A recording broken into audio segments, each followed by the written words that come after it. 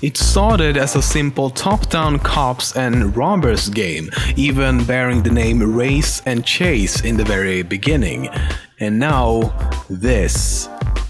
This is Grand Theft Auto.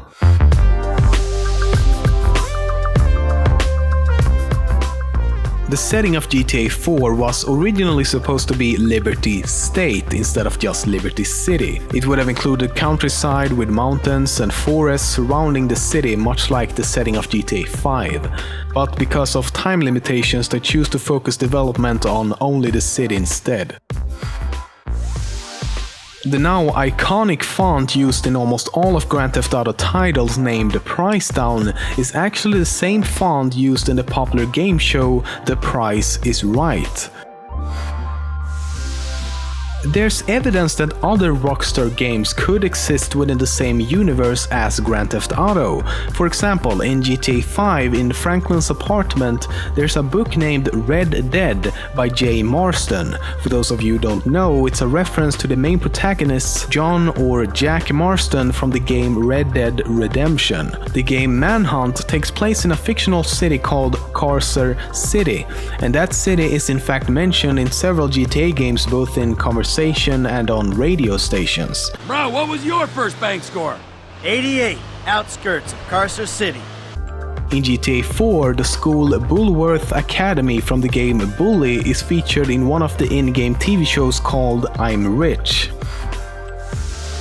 Months before GTA 5 was released, some very devoted fans over at GTA forums was able to predict what the GTA 5 map would look like with some almost unreal precision. They did this by very carefully analyzing every single piece of information they could get their hands on, from various trailers, advertisements, images, interviews, and other media Rockstar released prior to the game.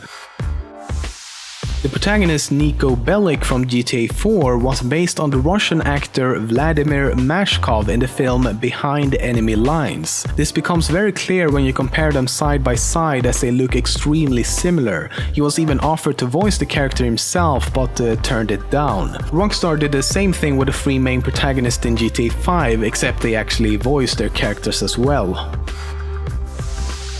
In the GTA 4 mission 3-Leaf Clover, it's possible to actually kill the main protagonist of the Ballad of Gay Tony. He's featured in one of the cutscenes as well as lying on the floor with the other hostages during the mission. However, killing him won't have any effect on the story.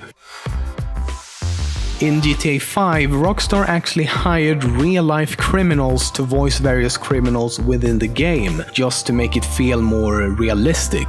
And a lot of the time they just improvised lines instead of following the script to get the game closer to reality. One voice actor was only let out of prison the day before he went in to record his lines.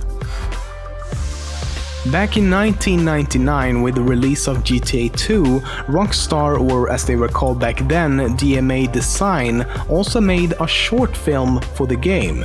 It was released for the purpose of advertising the game, and several clips from the film was included as an opening cutscene within the game itself. It follows the main protagonist of the game, Claude Speed, as he's chased by a group of armed gang members around the city. Because it was only intended as advertisement, the 8-minute short film was never given an official name, and thus it's simply referred to as GTA 2, the movie.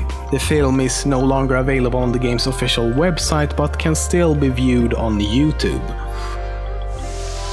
Back when GTA 3 was released in 2001, several things were changed and removed from the game out of respect for the recent 9/11 attacks. For example, the design of the police cars were changed. The old color scheme of blue with white stripes specifically resembled that of the NYPD. The iconic box art style was also redesigned partly because of 9/11.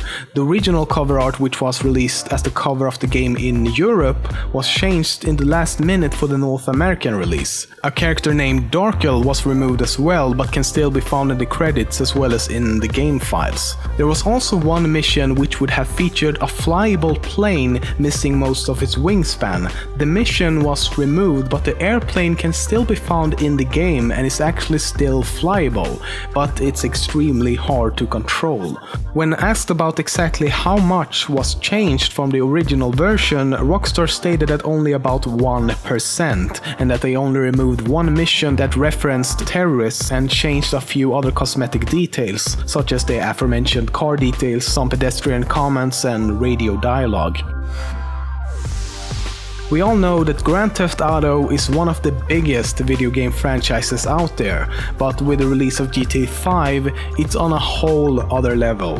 Even though GTA 5 was released only last year, it's already claimed the number 6 spot of best-selling video games of all time. It's even more impressive considering it's only been available on 2 systems, the Xbox 360 and PlayStation 3. So far, it's sold 32.5 million copies across both platforms. Compare that to GTA 4, which was released in 2008 and is currently number 14 on that list. The game also holds 7 Guinness World Records.